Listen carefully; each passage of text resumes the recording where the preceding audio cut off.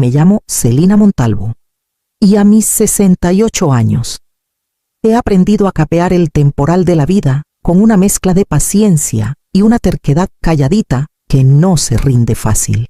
Esta mañana estaba parada en mi departamento en Veracruz, con la maleta a medio empacar sobre la cama, y la luz del mar colándose por las cortinas como un susurro del Atlántico. El olor a café recién colado flotaba en la cocina, aunque ni lo registré. Esto ya era rutina de amadres, la ropa para el crucero doblada con esmero, los artículos de baño en su lugar. Esos detallitos que hacen que semanas en alta mar se sientan como en casa. Se suponía que iba a hacer otro viaje en familia, de esos que me recordaban por qué había pasado décadas echando el resto por mi hija, su esposo y mis 2 nietos. De repente, mi celular vibró sobre el buró. Lo agarré sin mirar, pensando que era uno de esos 1000 recordatorios o actualizaciones de embarque que me había puesto yo misma. Mi pulgar se quedó suspendido sobre la pantalla y me quedé helada. Ahí estaba, su nombre parpadeando en letras grandes. No vas a venir con nosotros. Mi suegra prefiere que sea solo familia. Lo leí 2 veces, luego una tercera, creyendo que mis ojos me estaban jugando una mala pasada. El corazón se me vino al suelo, latiendo tan fuerte que lo sentía en la garganta como un tambor desbocado. Dejé caer la taza de café que acababa de servirme. Se derramó sobre la encimera. Olvidada al instante, por un momento, me quedé quieta, con el estómago hecho un nudo, las palmas sudadas, mientras la incredulidad y el dolor chocaban como olas furiosas. Mi hija, mi propia sangre, había tomado una decisión que me borraba de lo que yo creía que era nuestra vida familiar compartida. Me dejé caer en la silla junto a la ventana, con la maleta abierta a mis pies, e intenté respirar hondo. El ruido de la ciudad afuera, las gaviotas chillando. Los claxones lejanos del puerto sonaba lejano, casi de otro mundo.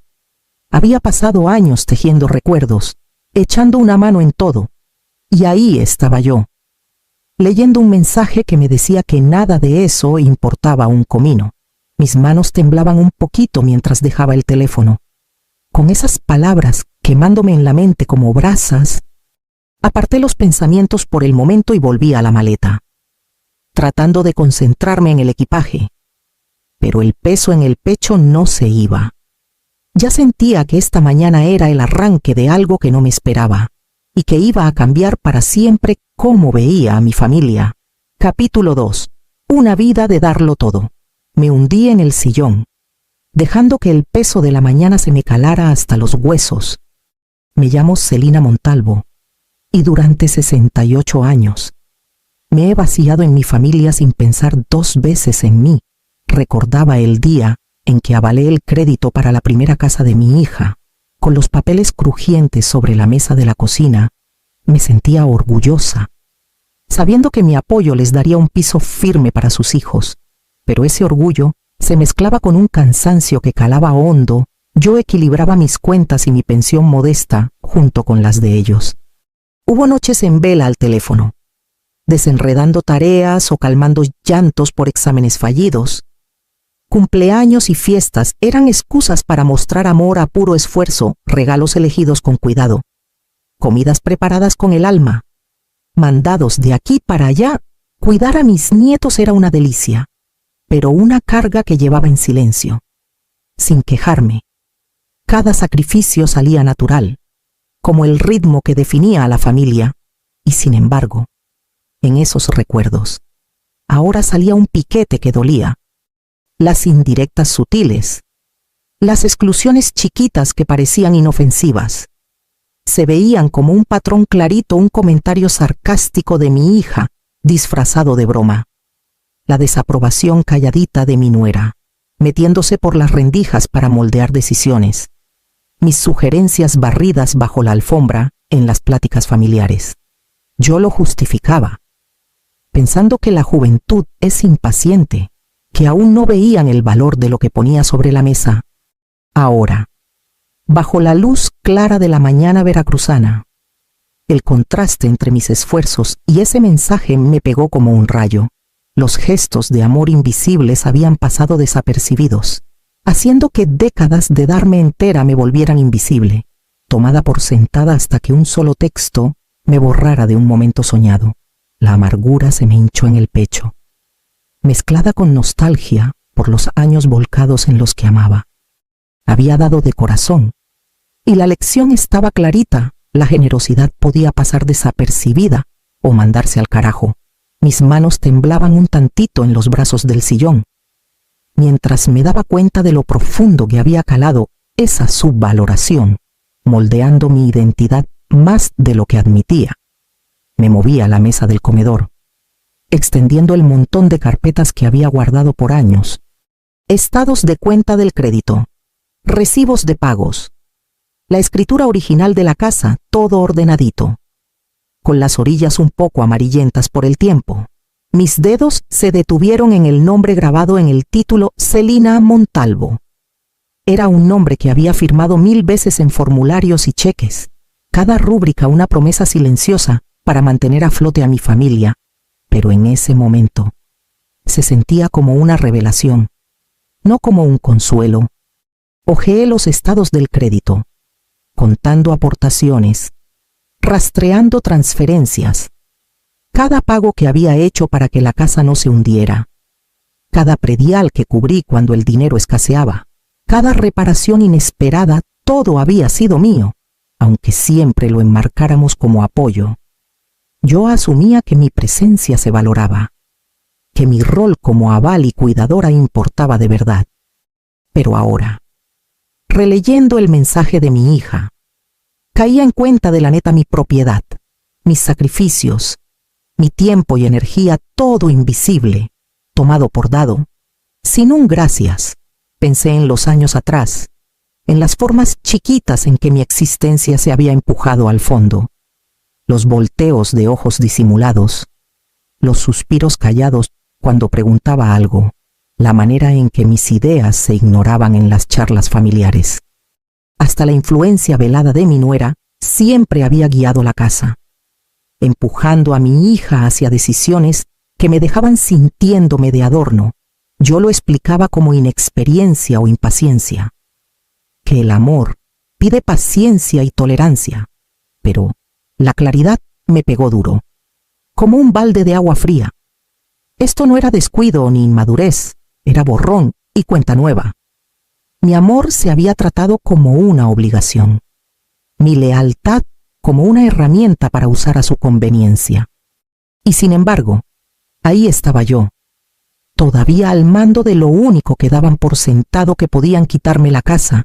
Me recargué en la silla, dejando que el shock y la comprensión que amanecía me lavaran.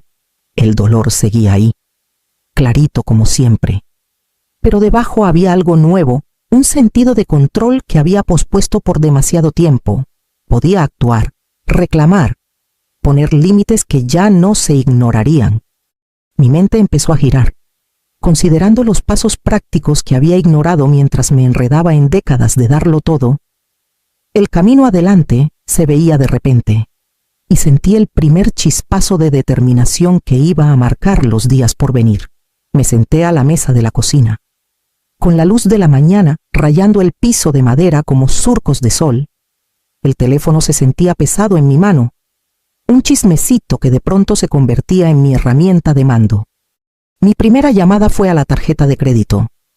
Todavía veía el cargo del spa brillando en el estado de cuenta, 12,000 pesos por aceites y tratamientos en los que se había dado gusto la familia de mi hija mientras yo me quedaba en casa, manejando sus necesidades del hogar en silencio. Mis dedos flotaron sobre los botones antes de hablar.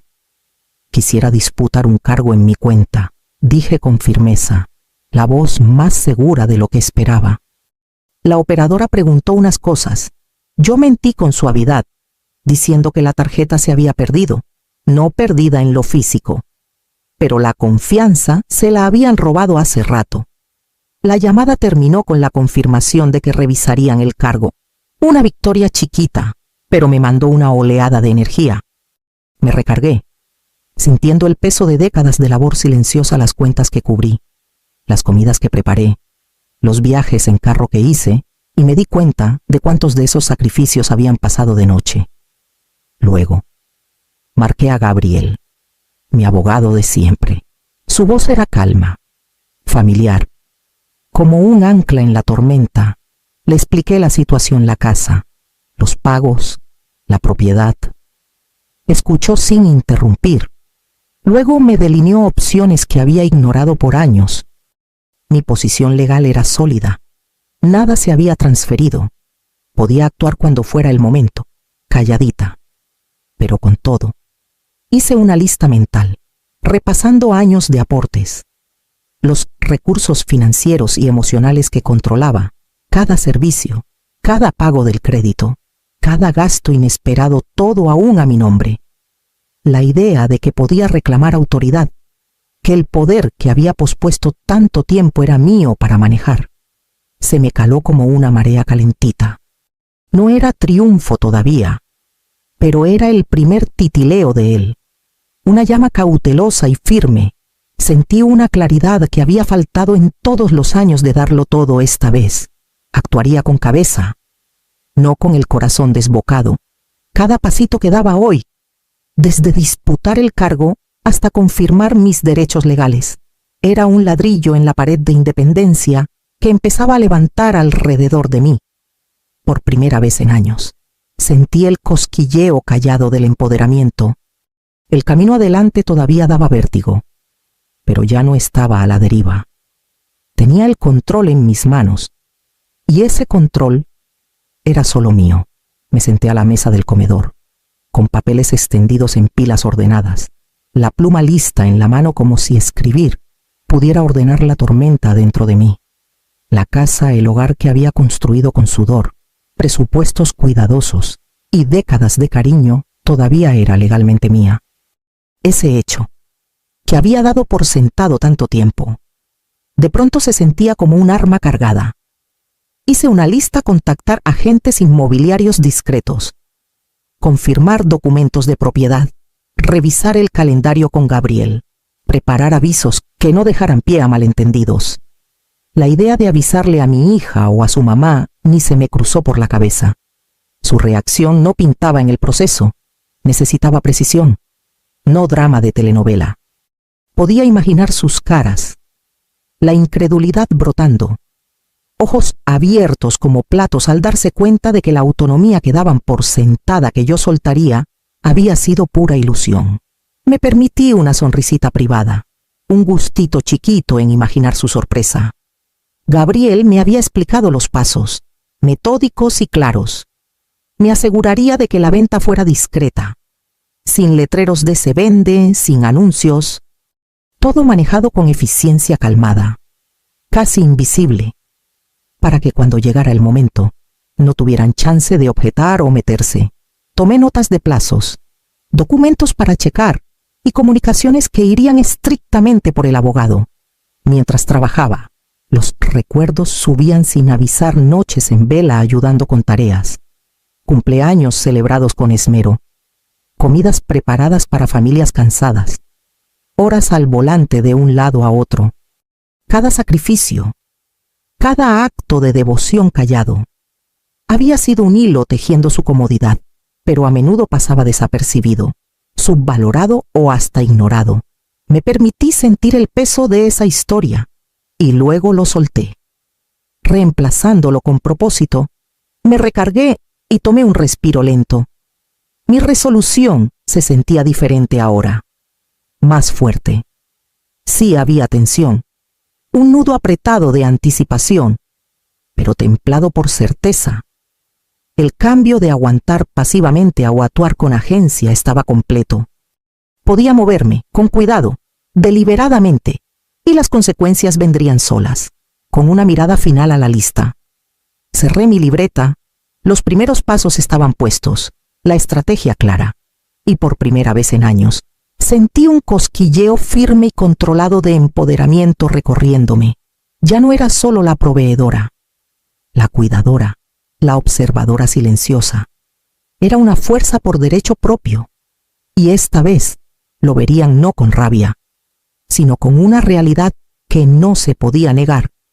La luz de la mañana se colaba por las ventanas veracruzanas, mientras me movía con deliberación por las habitaciones de la casa. Cada cosa que tocaba llevaba años de recuerdos, la cobija azul que tanto quería mi nieta, el juego de porcelana que le regalé a mi hija, pilas de cartas y fotos guardadas en cajones. Empaqué con cuidado, eligiendo qué llevar y qué dejar para los nuevos dueños, asegurándome de que nada sentimental se perdiera en la prisa. Luego, me volví a lo práctico. Había que cambiar las chaves.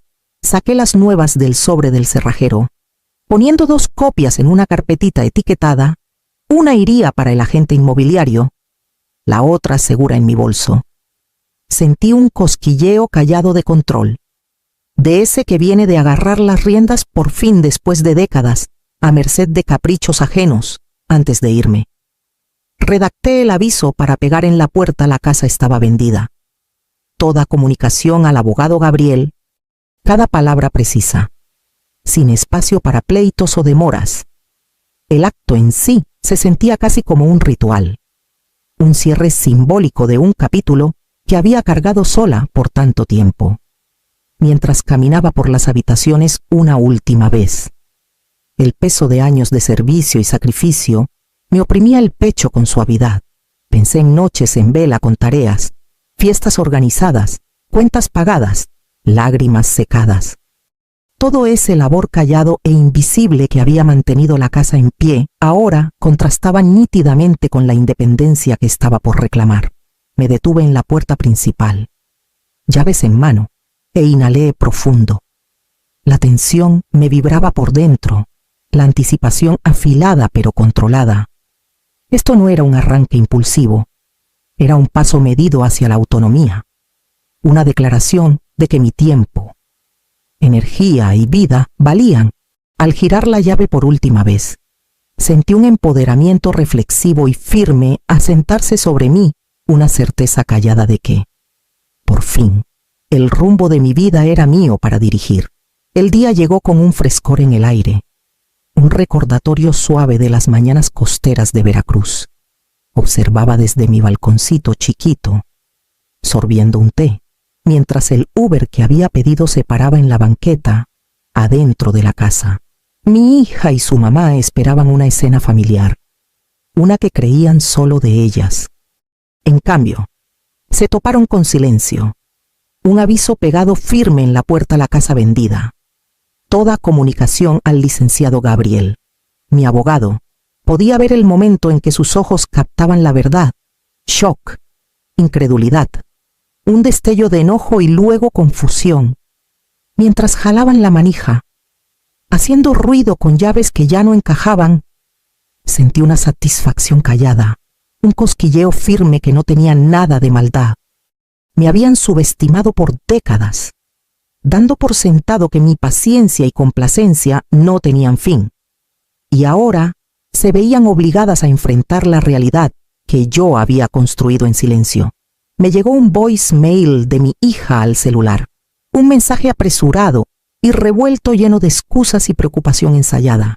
No sabía si suplicar, regañar o exigir explicaciones. Lo dejé sonar sin contestar. No hacía falta. La casa, el control, la consecuencia, todo ya estaba más allá de discusiones. Desde lejos, vi sus reacciones desplegarse: paseos nerviosos, pláticas susurradas, una mirada ocasional hacia las ventanas donde imaginaba que sospechaban mi presencia. Me quedé oculta, calmada, sorbiendo mi té, dejando que la tensión colgara en el aire como una telaraña fina e invisible. Cada mirada revuelta, cada gesto frustrado, confirmaba lo que sabía de siempre: mis acciones eran deliberadas, irreversibles y totalmente justificadas. Por años, había sido la arquitecta silenciosa de su comodidad, la proveedora firme cuyo labor y cuidado pasaba en su mayoría desapercibido.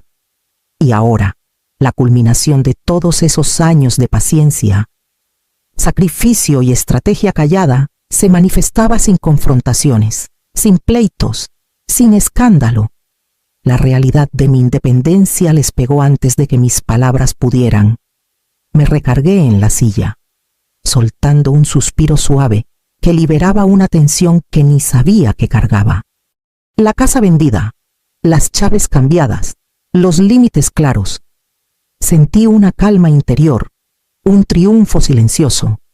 El mundo que daban por controlado había girado por completo, y yo lo veía pasar sin prisa ni drama, por primera vez en décadas. Sentí el peso pleno y dulce de la agencia, y el saber que mi fuerza callada había hablado más fuerte que cualquier pleito. Me senté en la sala, con la luz de la mañana suave sobre el piso de madera, el teléfono en mano. Las notificaciones parpadeaban insistentes, mensajes de amigos y familia, alertas de redes sociales, etiquetas, comentarios. Deslicé deliberadamente, absorbiendo las reacciones sin responder. Mi hija había subido una historia vaga, editada con cuidado, ojos rojos, caption insinuando estrés y decepción, lo suficientemente pasivo-agresivo para sugerir que yo me había pasado de lanza. Su mamá entraba con comentarios, intentos velados de justificar la situación, pintándose como víctimas de las circunstancias. Dejé que cada post me pasara por encima sin mover un pelo. Sus palabras no podían deshacer los límites que había puesto, ni borrar la claridad que había alcanzado. La casa, las llaves, la documentación legal, todo confirmaba lo que sabía. Mi previsión y planificación cuidadosa habían asegurado tanto mi propiedad como mi dignidad. Mientras observaba, una satisfacción callada se me asentó en el pecho. No hacía falta confrontar, pelear o justificarme. Las consecuencias de años tomando el control habían llegado justo como lo planeé. La tensión que había durado décadas, la preocupación por ser ignorada, la frustración de labor no reconocida se había disuelto en una certeza calmada. Sentí gratitud por mí misma, por la fuerza para actuar con deliberación, por la independencia que había cultivado y por la dignidad que ningún post, ningún comentario ni intento de culpa podía menguar. Por primera vez en años, me permití vivir a pleno el empoderamiento de actuar con autoridad callada. El mundo podía chismear y juzgar, especular y quejarse. Yo me quedaba intocable, soberana de mi propia vida. La justicia, me di cuenta, no siempre necesita voz o confrontación, puede ser silenciosa, precisa y completa. Abrí la puerta de mi nuevo departamento con vista al puerto de Veracruz y dejé que el sonido de las olas me lavara. El espacio era más chiquito, sí, pero se sentía amplio de una forma que la vieja casa nunca tuvo. La luz del sol se derramaba por la sala, rozando los bordes de la alfombra azul que tanto quería mi nieta, ahora puesta con cuidado junto a mi silla. Dejé mi bolso y tomé un respiro profundo, sintiendo cómo la tensión de meses, años empezaba a soltarse. El té se volvió mi ritual de nuevo, pero esta vez lo sorbía despacio junto a la ventana, dejando que los barcos del puerto se fueran mientras veía a las gaviotas girar arriba. Las mañanas eran para caminar por el malecón, reconectar con amigas que había descuidado, parar en cafés conocidos y redescubrir el ritmo de la vida que me pertenecía.